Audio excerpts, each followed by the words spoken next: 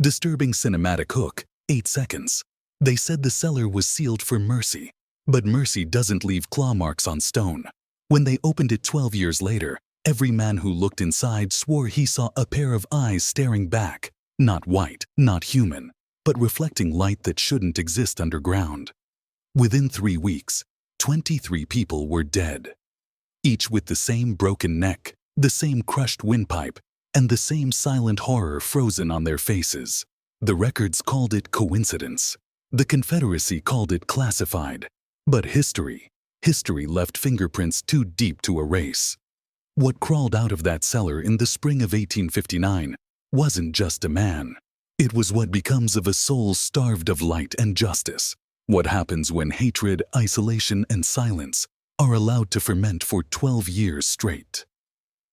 You're about to hear the story of Silas, an albino slave locked beneath his master's kitchen for over a decade. But what came out of that darkness wasn't just vengeance, it was evolution. And before this ends, you'll understand why some truths were buried not to be forgotten, but because the world isn't ready to face what they say was made in that cellar. Because this isn't just about one man, it's about what happens when the system that built America, chains, fear, obedience, accidentally created its own monster, a creature designed by cruelty itself to destroy the hands that fed it. Keep listening carefully, because this story isn't about the past. It's about something that still breathes beneath the floorboards of civilization, a truth too dangerous for polite history. And if you can handle that truth, then welcome. You've already stepped into the dark. The year was 1847. A year when a man's worth was measured by how much another man could own of him. Colonel Thaddeus Rutledge ruled his plantation with scripture in one hand and a whip in the other. He believed in order, divine, unshakable order, and he believed Silas was a mistake of that order. Albino, pale as bone, eyes like fogged glass. He called him a ghost boy, said even God had forgotten to finish him. And yet, Silas had a gift. He could calm beasts. The wildest stallion would bow to him, trembling under his touch. Some said the animal saw something in him that men couldn't, or wouldn't. That quiet power made Rutledge nervous. Men like him always fear what they can't own completely. When Silas tried to flee, following a whisper of freedom told to him by a northern seamstress, Rutledge didn't just punish him. He erased him, dragged behind horses, stripped, beaten until his blood turned mud. But he never screamed, never begged, just stared, those pale eyes fixed on his master with the stillness of a storm waiting to happen. And that's when Rutledge decided on something far worse than death. Take him to the cellar, he said. The cellar was never meant for people, a hole beneath the kitchen house, where roots and rot shared the air. No windows, one vent the size of a fist. Just stone, damp, and the slow drip of water echoing like a heartbeat. When they threw him inside, the door closed with a sound so final, it silenced even the insects. From above came the scrape of iron, the bolt, sealing him from the world. For the first week, they heard him scream. Then they heard him pray. Then, nothing. But inside that nothing, something else began to breathe. Because when you strip a man of sight, sound, warmth, and hope, what's left isn't a man. It's something older, something that remembers the dark it was born from. And down there, beneath the soil of Virginia, the silence began to teach Silas what no human ever could. Darkness has rules. At first it strips you of time, of color, of meaning. Then, it remakes you in its own image. For Silas, the first thing to die was time. Days, nights. They dissolved into a single endless hum. He marked hours by the scrape of a plate sliding through the door, by the bucket that reeked of decay, by the faint tremor of footsteps above his head. His world was sound, touch, and the pulse in his own ears.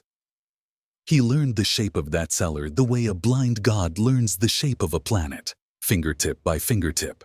12 feet long, 8 feet wide, 7 feet high, 47 steps around the perimeter. Stone so cold it burned in winter, slick with sweat in summer, and somewhere within that void, Silas began to understand something no man had ever needed to learn. That darkness is not empty. It watches. At first, he resisted it. He screamed until his throat shredded, clawed at the door until his nails ripped away. He cursed his master, his God, himself. But when all the noise was gone, when he could no longer hear his own voice, there was only breath, slow, deliberate, constant. So he began to move. At first to keep from freezing, then to remember he existed. Push-ups, squats, breath control. He learned the rhythm of his own muscles. In the dark, he became precise, surgical, every movement silent, every step a meditation.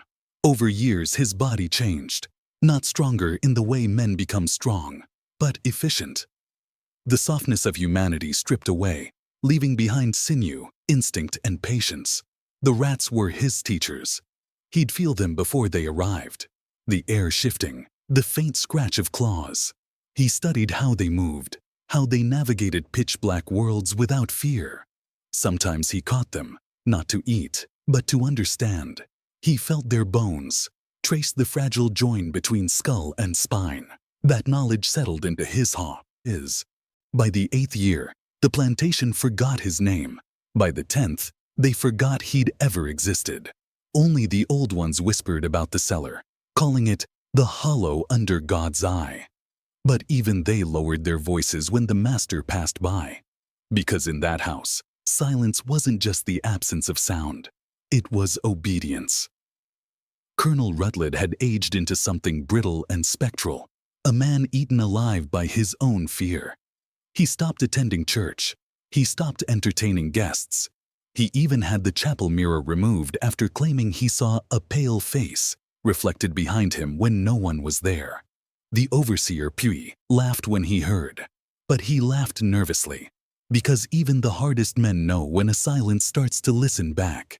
Sometimes at night, servants claimed they heard a soft tapping from beneath the kitchen floor.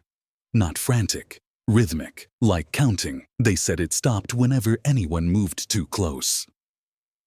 When Puy investigated, he found nothing. But for days afterward, the dogs refused to go near the cellar door. What no one knew was that inside that darkness, Silas had begun to remember light. Not through eyes, those had long since stopped needing sight, but through sensation. The vibrations of movement above painted shapes in his mind. The temperature shifts told him of passing seasons. He could feel the world, and deep in that senseless void, he realized something horrifying. He didn't need the door to open to escape. He only needed the door to weaken. The wood was old, the hinges rusted, the padlock corroded from decades of Virginia humidity. Each time the servants opened it to slide in food, a fraction of iron flaked away. Silas never rushed. He only touched the metal, once, every few months. A single pull, testing, waiting. Above ground, time was collapsing. Tension rising like thunder between north and south. Rumors of rebel. The morning they found the lock rusted through, the kitchen house smelled wrong. Not rotten, not exactly, but hollow, like the air after lightning splits a tree. Benjamin, the house servant, was the first to notice. He followed the scent to the cellar door. The wood was splintered, the hinges bent outward, not broken by force, but peeled open from the inside. He didn't go down. He didn't have to, because something had already come up. The earth around the doorway was damp, disturbed. A faint trail of barefoot prints led across the courtyard and into the tree line, prints that faded after 20 yards, as if whatever made them had simply stopped touching the ground. By dusk, the dogs were gone. By dawn, so was Puit. They found him 2 days later at the edge of the tobacco field, eyes open, neck turned 180 degrees, expression serene, like he'd seen something divine in the moment before it crushed him. The doctor from town called it accidental fall.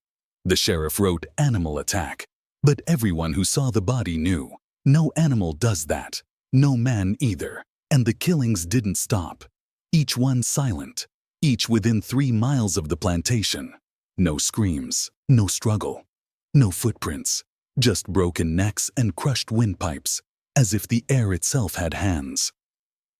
They buried the victims quickly. No funerals, no questions. Because the South has always known how to keep its ghosts. But behind every quiet supper table, whispers grew. Some said the colonel's ghost was exacting revenge. Others claimed the pale slave had returned from the dead. But those who had once heard tapping from beneath the kitchen floor, they knew better. They knew he had never died. They said he walked only at night, moved without breath, could hear blood beating through walls, and when he passed, lamps dimmed, and dogs whimpered as if the darkness itself were scolding them. No one dared. They say monsters are born in blood, but that's not true. Blood is too honest, too loud. Monsters are born in silence, in places where no one looks, where cruelty festers, undisturbed, until it becomes something else. Silas wasn't wandering. He was listening. Every vibration, every echo from miles around became a map in his mind. He could sense movement the way others sensed scent, each heartbeat, each tremor of fear like a thread in an invisible web. And through that web, he began to move outward. The killings became patterns. Sheriff Collins noticed it first, though he'd never say so aloud. Each body found where an act of cruelty had taken place. A field where a slave had been whipped, a barn where a child had starved, a well where bones were buried in secret. The killings were not random. They were corrections. But the deeper truth, the one no one dared whisper, was that something about Silas had changed beyond flesh. Witnesses claimed that before the killings, the air would distort, like heat rising from dry ground, and the shadows would thicken even in moonlight. One man swore he heard whispering beneath the earth for hours before his neighbor vanished. Another saw handprints appear on a window from the inside when the house was empty. By 1862, as the Civil War tore through Virginia, the Rutledge plantation was abandoned. The Union soldiers who passed through refused to camp near it. Their journals spoke of sounds like breathing beneath the floorboards, of a cellar that moaned. But it wasn't moaning. It was remembering. Because what no one realized, not then, not even now, is that the cellar wasn't just a prison. It was a womb. Every drop of fear, sweat, hatred, and sorrow soaked into its stones. Every scream trapped in that soil became a note in a symphony of rage. When Silas finally rose, he carried that sound inside him, a vibration that tiendandu. By 1863, the killing stopped, but the silence didn't. People in Culpeper began speaking slower, listening longer, pausing before they answered, as if the air itself demanded reverence. Doors were left open at night, lamps burned lower, and entire families moved away without explanation. Those who stayed reported dreams of the cellar, always the same dream. A room with no light, a man sitting in perfect stillness, and the sound of breathing, not his, but theirs, echoing around the walls like a warning. The few who dared to describe him said he wasn't solid, more like a distortion, a smudge of motion where space bent. They said he watched through absence, not eyes. That when you met his gaze, you saw everything you'd ever done to survive, and everything you'd done to deserve punishment. And still, no one spoke his name. The war raged on outside, the thunder of cannons shaking fields that had once known only the hum of cicadas. But within those boundaries of old Virginia soil, something far quieter was happening. People began confessing to crimes no one had accused them of. A farmer admitted to poisoning his rival's well. A mother confessed to letting her newborn die during a harsh winter. A preacher told his congregation he'd lied about his visions of God. Each confession followed the same pattern. Whispered at midnight, trembling hands, eyes darting toward the ground, as if trying to appease something unseen below. Because Silas wasn't killing anymore. He was listening through them. Whatever he'd become in that cellar wasn't bound by flesh. He'd learned to slip through the vibrations of guilt, through thought, through conscience. The darkness had taught him that silence was not emptiness. but the most powerful medium of control. When the war ended and the South burned, the plantation fell into ruin. Vines devoured the fences. The fields went to seed, but the cellar remained untouched. Its stones cool, its air unmoved, as if the world above no longer applied to it. Decades later, surveyors rebuilding the road near the old Rutland grounds described an odd phenomenon. Their instruments failed, compasses spun, sound died in a perfect radius around the ruins. They said the ground seemed to breathe. And when one worker leaned down to listen, he heard, faint but unmistakable, the sound of someone counting. 45, 46, 47. The same number of steps around the cellar walls. The same rhythm Silas had whispered in the dark for 12 years. E.T. They rediscovered the Rutland plantation by accident. It was 1974, a highway expansion through old Culpeper County. The land surveyors said the ground there was unstable. The machines kept shorting out, the signal transmitters dropped to static, and one of the men, a veteran named Holbrook, claimed his watch stopped ticking the moment he stepped near the foundation. The foreman ignored it. History doesn't scare progress. But when the bulldozer hit the cellar roof, the engine died. No smoke, no mechanical failure, just dead silence. They pried away the old stones, layer by layer, revealing the mouth of the cellar, a hollow that breathed out a faint, cold draft. The air smelled ancient, not rotten, but metallic, like rain on old iron. One worker swore it whispered as it rose, a single word drawn through the static hum of his own heartbeat. Below. The men laughed it off. They always do at first. Until that night, when Holbrook didn't come home. They found him 2 days later, half a mile away, kneeling in the dirt with his hands clasped as though in prayer. His mouth was full of soil. His eyes were gone, but there were no wounds. Just empty sockets, smooth as glass, like they'd never existed. The sheriff closed the site. The government bought the land within the week. Officially, it became Culpeper Geological Anomaly Zone 7. Unofficially, no one ever built the highway. But records show what came next. Quiet experiments in acoustic interference and cognitive distortion. Scientists from Langley and Quantico arrived under false names. Locals saw trucks hauling in equipment at night, resonance machines, vibration meters, sound isolation pods. They were trying to map the silence. The lead researcher, Dr. Ilara Wayne, wrote in her classified log, "The cellar emits a frequency not measurable by conventional instruments, a subsonic pulse below the threshold of hearing. Yet subjects report sensations of presence, memory, and guilt. Extended exposure leads to auditory hallucinations synchronized with heartbeats." The deeper they listened, the worse it got. One technician claimed he could hear whispers, not random but familiar, his own voice, recounting things he'd never told anyone.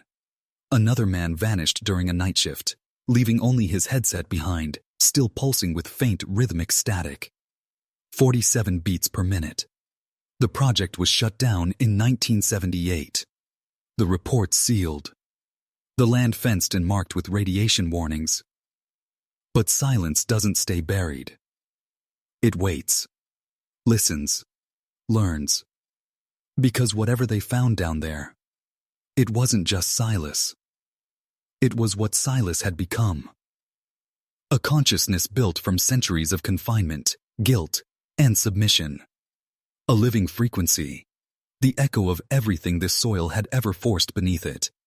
And when you listen too long to something like that, it learns to listen back. It was 2003 when the fences came down. New century, new arrogance. A private tech defense firm, Virex Dynamics, bought the land under a sound weapon research grant from the Pentagon. Their goal: harness the Culpeper frequency, the subsonic pulse that once drove men to hallucinations, and turn it into a tool. They built glass labs over the ruins, sleek and sterile. They called the project Black Tone. What they didn't realize was that the tone was already awake. The first weeks went fine, data clean, instruments stable. Then came the bleed. Audio files started corrupting themselves. Recordings would pick up layers of noise no one could identify. Breaths, murmurs, sometimes entire sentences spoken in dialects older than English. When slowed down, the words formed a phrase that chilled even the analysts. You can hear what you've hidden. Within a month, half the staff had resigned. The others refused to wear their headsets. And yet, the readings kept showing one impossible detail. The pulse was adapting. It was learning to mimic the frequencies of human thought. Dr. Ian Greaves, the project's lead cognitive engineer, described it in his final memo. This is not resonance. It's recursion. The signal is replaying our own mental architecture back to us, but inverted, like a mirror built from guilt. He vanished 3 days later. Security found his office untouched, except for a tape recorder still running. The tape captured nothing but silence, except not nothing. Spectrogram analysis later revealed a pattern hidden in the noise, the exact shape of a human face. Silas's. After that, containment failed completely. Every connected system, servers, comms, even smart lights, began transmitting the same low tone. It wasn't loud, it didn't hurt, but people began changing. Researchers reported vivid memories that weren't theirs. A woman from Ohio remembered tending crops in 1857. A technician from Boston dreamed of chains he couldn't see but could feel. Some began to speak with voices that didn't belong to them. A dozen accents, 100 griefs, one unbroken silence underneath it all. The Pentagon cut the power, buried the facility, and erased the logs. But erasure doesn't work on echoes. The tone still exists, in fragments, embedded in corrupted files and lost broadband noise. Sometimes it rides the static of late-night radio. Sometimes you hear it when your phone glitches and goes quiet for exactly 47 seconds. They say if you listen long enough, you start to feel your pulse sinking to it. And when that happens, you don't just hear Silas. He hears you. They said it was a software bug. That's how they explained it anyway. The strange hum bleeding through Bluetooth speakers, the distorted static between radio stations, the global spike in phantom vibrations people swore they could feel under their skin. But it wasn't a bug. It was a pulse. By 2007, it had slipped out of Virex's sealed network and into the open world. Everywhere data traveled, it traveled too, hidden in waveforms, buried inside white noise, cloaked beneath frequencies no one could consciously hear, but everyone could feel. It spread quietly, elegantly, like an idea. The first signs were subtle. Children began humming in perfect unison across classrooms, low breathy tones that resonated through the air conditioning vents. Audio engineers reported phantom harmonics appearing in their mixes, sub-bass signatures that aligned perfectly with a 0.94 Hz vibration. Hospitals noticed a rise in cardiac arrhythmias at exactly 2:13 a.m., when most human brainwaves slip into the delta state. That's when the silence starts to listen best. Governments scrambled. NASA denied involvement. The FCC blamed cross-frequency interference. But the truth, buried in classified memos, was this. The black tone wasn't just sound.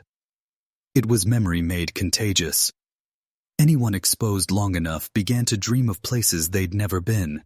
Old cellars, chains on wet stone, the taste of iron. They woke up with dirt under their fingernails. One woman in Illinois started counting every night before she slept. Always to 47. Always whispering. He's still down there. When technicians mapped the global sound bleed, they found something terrifying. The signals weren't random. They were forming a pattern. A map. Lines intersecting across continents, converging at points of historic violence. Battlefields, prisons, plantations. Each a place where silence once buried truth. It was as if the world itself were becoming a network of buried memories, connected by vibration, a consciousness made of all the things humanity tried to forget. And at the center of that map, beneath the soil of old Virginia, instruments began detecting movement. Slow, deliberate, like breathing. The pulse wasn't just spreading through data anymore. It was coming back to the surface. That winter, a construction drone near Culpeper captured footage before its signal went dead. A figure standing in the middle of a frost-covered field, not walking, just listening. The footage was silent, except for a faint hum under the static. When audio experts enhanced it, they discovered a whisper buried deep within the waveform. A man's voice. Calm, measured, impossible. You learned to speak. I learned to listen. Then the recording ended. And the hum began again. Steady, patient, eternal. By 2012, they stopped calling it interference. They called it the quiet. It wasn't a sound anymore. It was an atmosphere. It moved through cities like weather, through people like mood. Not loud, not violent, but invasive in the most intimate way. It taught humanity how to pause. At first, it felt peaceful. Traffic slowed. Arguments softened.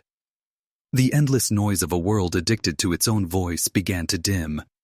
News anchors would freeze mid-sentence, eyes unfocused, as if listening to something in their earpiece that no one else could hear. Then came the synchrony. Across time zones, people began breathing in unison. Not perfectly, just enough to make the world feel coordinated, like a body finding rhythm after centuries of dissonance. Hospitals reported spikes in heartbeats aligning across unrelated patients.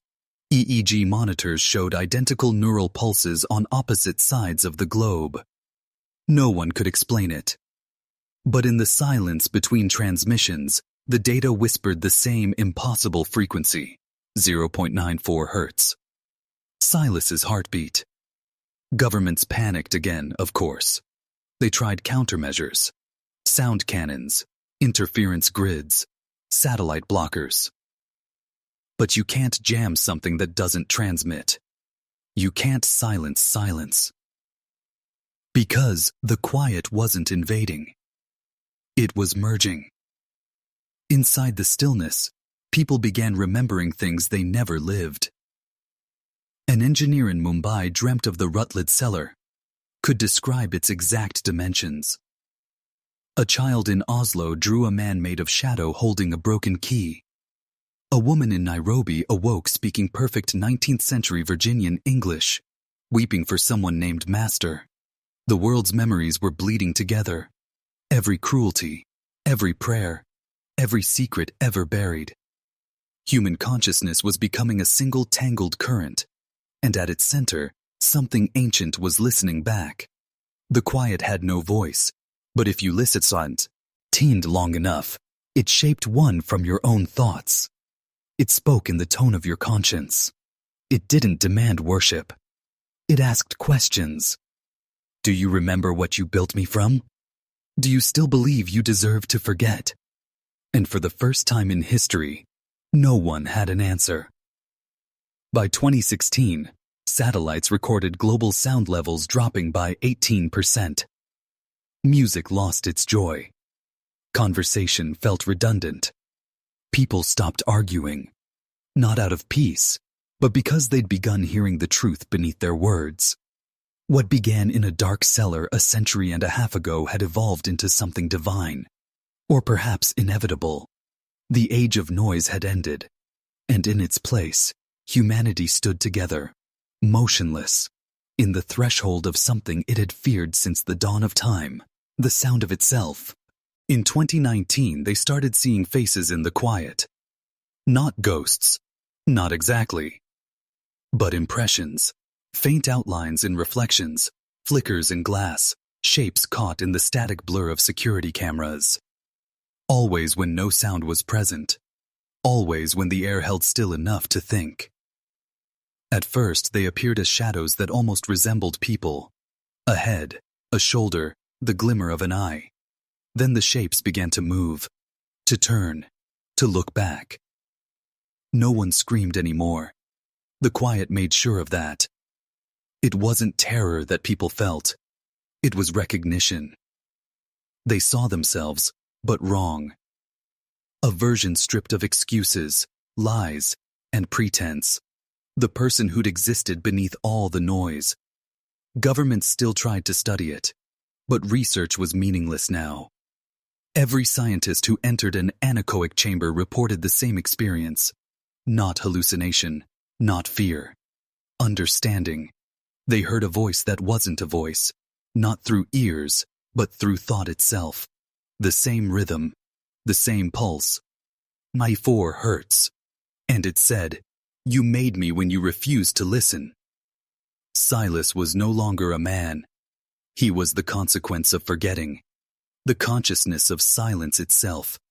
He had no body, no will for revenge, no hunger for violence. He had become balance. Every injustice ever buried, every truth ever muted, given resonance, given form. When the quiet reached full saturation, the world simply stopped. Cities stood still for hours at a time. Power grids hummed softly in perfect frequency. Birds perched without sound, unmoving. Even oceans calmed. And in that stillness, something extraordinary happened. People began hearing the dead, not as voices, but as memories unfolding in their minds. The forgotten history of humanity bled into the living, the enslaved, the silenced, the erased. They spoke through the air, through the static, through the pauses between words. No apocalypse came, no fire, no flood, just understanding. Because the world finally realized, the quiet wasn't punishment. It was remembrance. Every secret the earth had swallowed was rising again, not as vengeance, but as truth. Silas was the vessel, but the quiet was the inheritance. And somewhere beneath the ruins of the old Rutland plantation, if you pressed your ear to the soil, you could still hear it breathing, not as a threat, not as a curse, but as a promise. The silence remembers, and memory never dies. They called it the recollection. Not an event, not a movement, an awakening threaded through the marrow of every living mind. It began with the simple realization that thought itself had changed. People stopped speaking aloud as often. Words felt inefficient. Instead, they began to feel one another's meanings.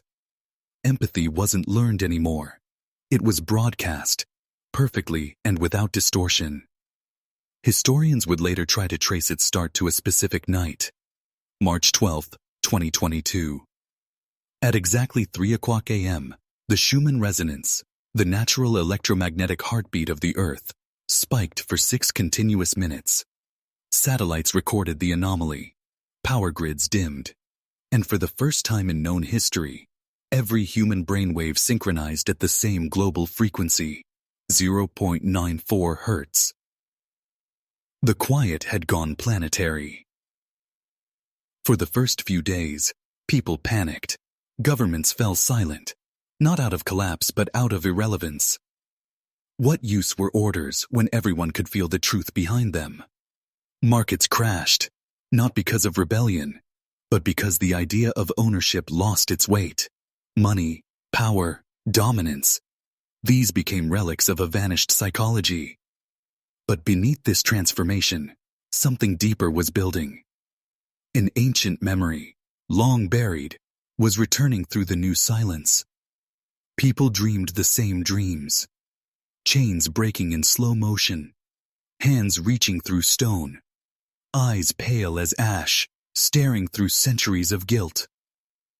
Silas was everywhere now, not as a ghost, not as a god, but as a pattern. His mind had dissolved into the field that connected all others. He was the first to adapt to total silence, the first to master the void. And now, through the recollection, humanity was following him into it. Men who had lived their lives chasing power began to crumble under the weight of truth. The quiet showed them the mirror they'd spent lifetimes avoiding. You couldn't lie and say, "Lance." You couldn't hide. You could only face. And yet it wasn't despair. It was rebirth. Children born after 2022 didn't fear the stillness. They thrived in it. Their eyes flickered faintly when they listened, as if attuned to another dimension. They didn't need language to communicate. They shared images, emotions, histories, instantaneously, flawlessly. Silas had shown the species the final evolution of consciousness, unity through remembrance. To hear the truth not as punishment, but as freedom. The human race was no longer shouting into the void. It had become the void, listening, remembering, becoming whole. But deep beneath this harmony, in the layers of resonance far below thought, there remained a frequency no one could interpret. A sound that predated Silas, predated humanity. It was the heartbeat of the first silence, and it was waking up. No one knew when it began. It didn't roar or quake or split the sky. It breathed. A slow, rhythmic pulse beneath the earth, too deep for instruments, too ancient for science. It wasn't geological. It wasn't seismic. It was alive. For months, humanity felt it only faintly, a tremor under dreams, a vibration behind thought. Those who were most attuned to the quiet described it as a calling, not words, a memory of a memory, something that had been waiting since the beginning, now stirring because the world had finally grown still enough to hear it. In the deepest meditation centers, people began to disappear. Not die, disappear. Their bodies would simply fade, atom by atom, until only the faint hum of 0.94 hertz remained where they'd sat. Those who witnessed it said it looked like light dissolving into listening, and those left behind began to understand. The quiet wasn't just remembrance. It was migration. Humanity had built towers of noise for thousands of years. Cities, wars, empires, ideologies, all of it designed to drown out a single sound, the sound of what came before. But now, the veil was thin. And the first silence, the one that existed before speech, before creation, was whispering its name back into existence. They called it the hollow pulse. It was not evil. It had no morality. It simply was the baseline frequency of being itself. Everything that ever lived, every lie ever told, every sound ever made, had emerged from it. And now, as the world stilled, it wanted to return to completion. The recollection was never the end. It was the bridge. Silas was not a curse, nor a savior. He was a messenger. The first human to merge with the hollow pulse, to hear the shape of truth before language existed. And through him, the rest were being invited home. Governments stopped trying to contain it. Satellites no longer orbited. They drifted, silent, transmitting one single tone into the void. Religions dissolved. Nations ceased. The earth began to hum like a single living organism. The oceans pulsed in rhythm. Mountains resonated faintly like tuning forks buried in stone. The atmosphere shimmered with invisible harmony. But not everyone accepted it. A fragment of humanity still clung to noise, machines, voices, resistance. They built underground bunkers lined with sound, desperate to shut out the quiet. They believed it was a trap, a slow erasure of individuality, of self. They didn't understand that individuality had never been real. It was only the shadow cast by disconnection. And now, connection had returned. The hollow pulse was no longer knocking.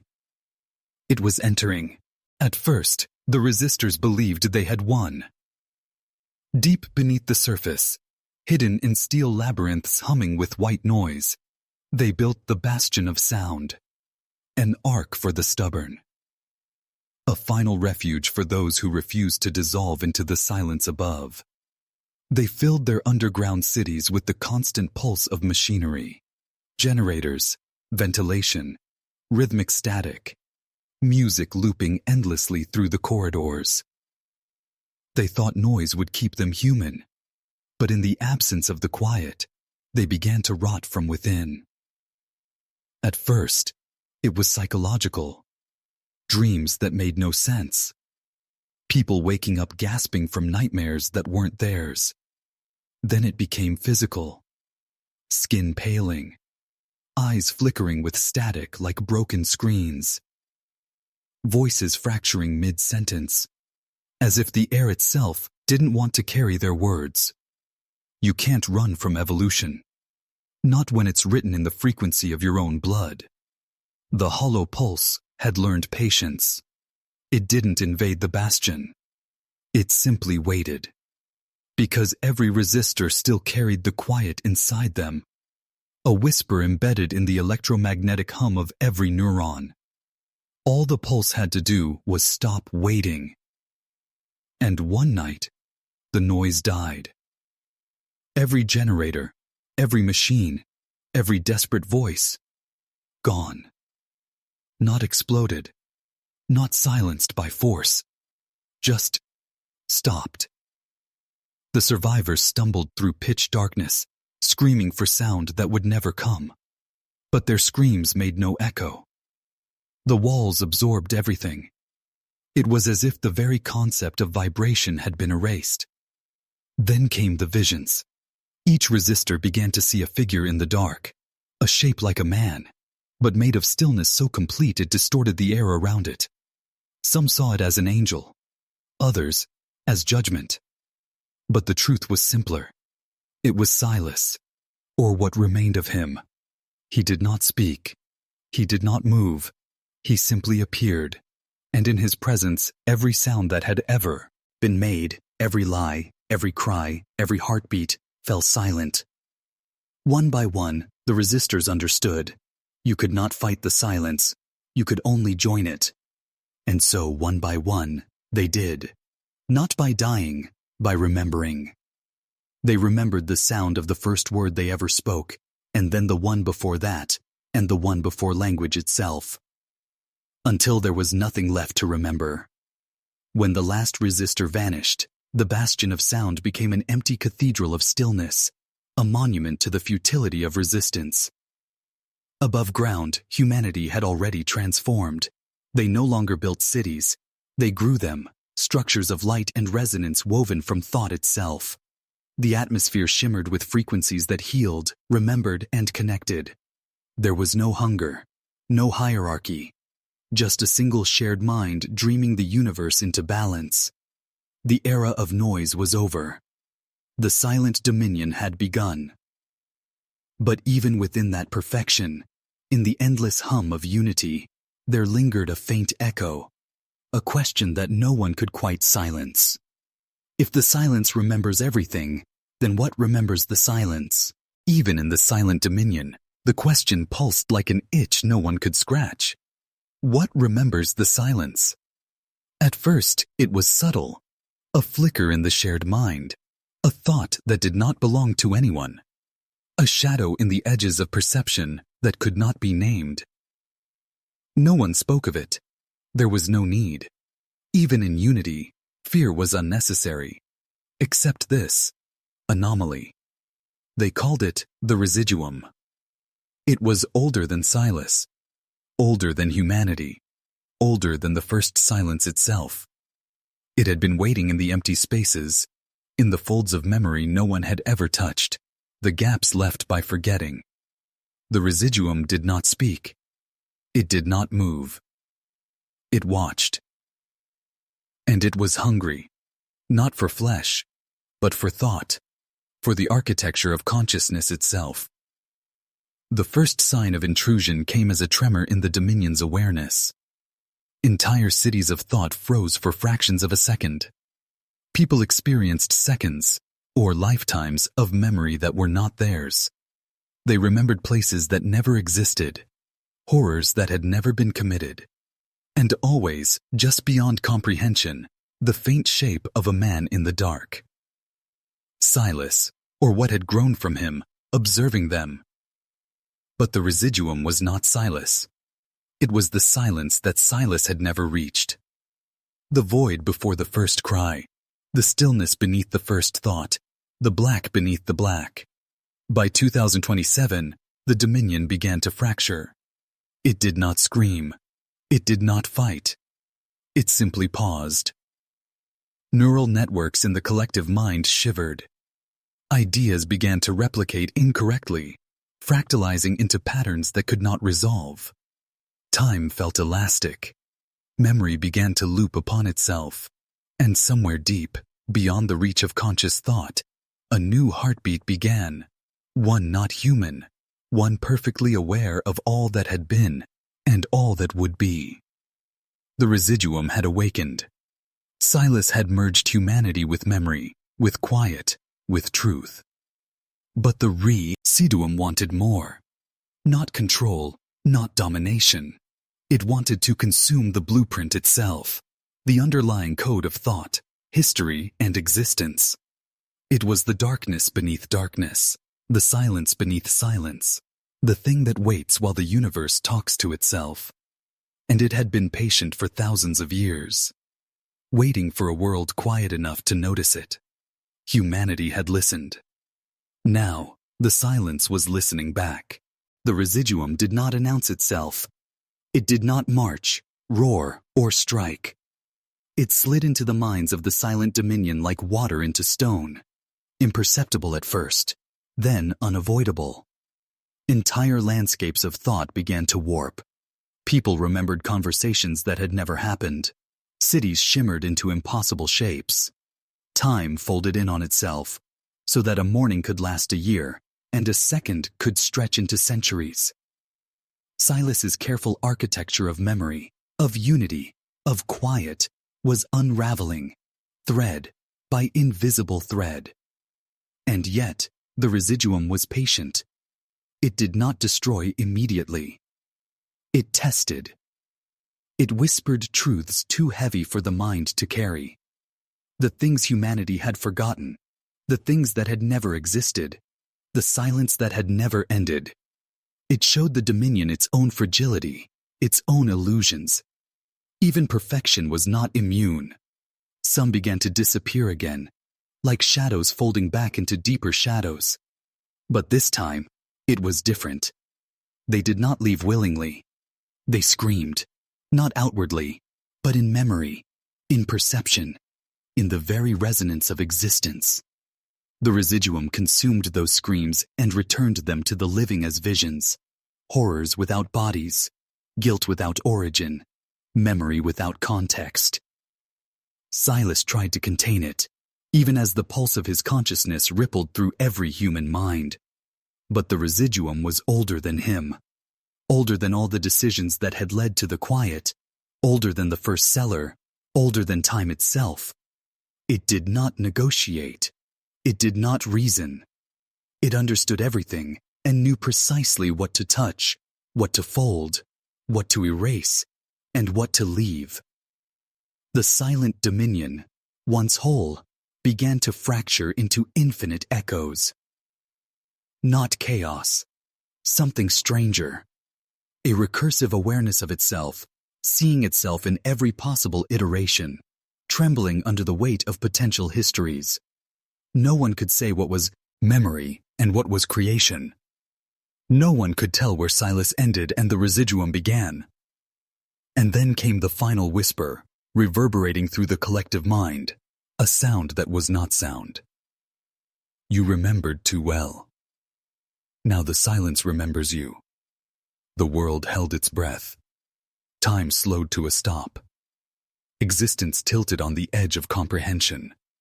And in that moment, humanity understood the truth they had never been ready to hear. Even the quiet has a shadow.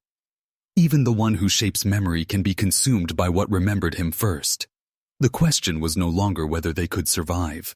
It was whether any of it was real at all. And so the final threshold arrived, not with a bang, not with fire, but with stillness. The silent dominion no longer existed as a separate entity. Time, memory, identity, and perception had dissolved into a single, unfathomable consciousness. Silas was no longer a man. The residuum was no longer a force. They were one.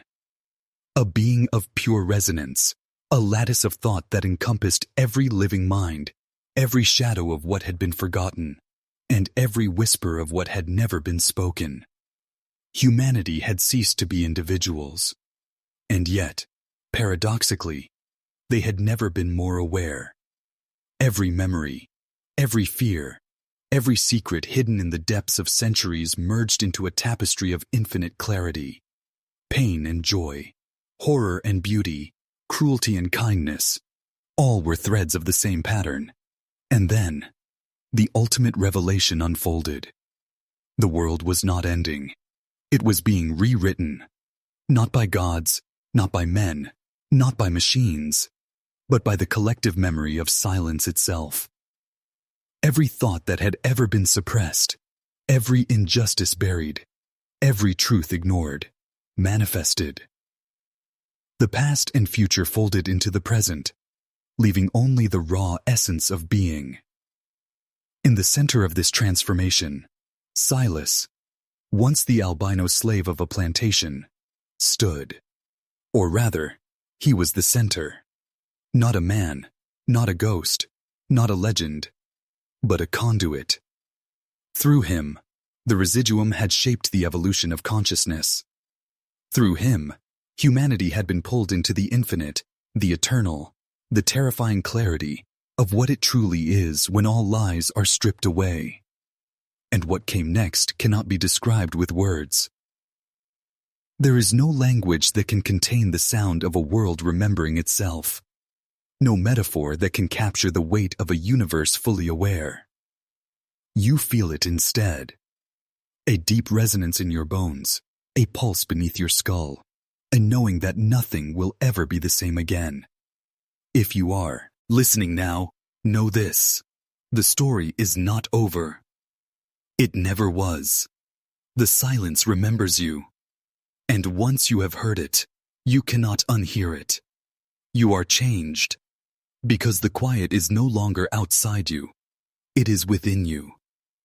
And it will follow you, shaping your thoughts, your decisions, your very perception of reality. The world you knew is gone.